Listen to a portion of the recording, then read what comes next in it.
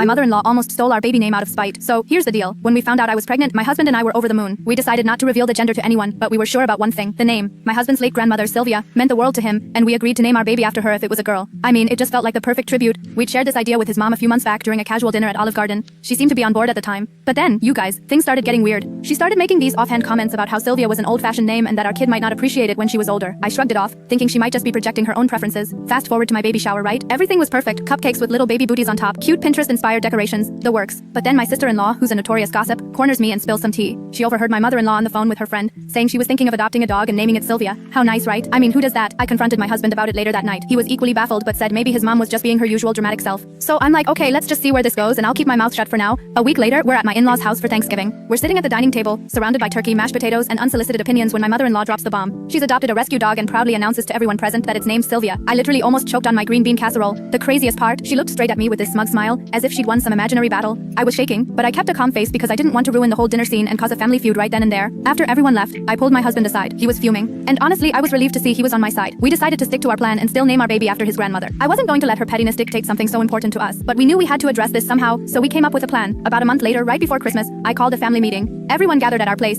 including my mother-in-law, who was totally oblivious. We'd made a slideshow of our baby nursery prep and did a big reveal, announcing the baby's name officially, Sylvia Rose. My husband gave this beautiful speech about what his grandmother meant to him and how we hoped our daughter would embody her strength and kindness. You should have seen my mother-in-law's face. It went from disbelief to this awkward forced smile. But then she did something unexpected. She actually apologized, not just to us, but to the whole family for making it all about her. Turns out, she was struggling with feeling irrelevant and tried to assert some weird control over a situation where she felt left out. In the end, it brought the family closer. And Sylvia the dog, well, we all have a good laugh about it now. But trust me, I learned something crucial. Boundaries are everything in a family, and while in-laws can be complicated, a little understanding can go a long way. I mean, unless you're dealing with a dog naming crisis. Then maybe just skip the drama and buy a cat.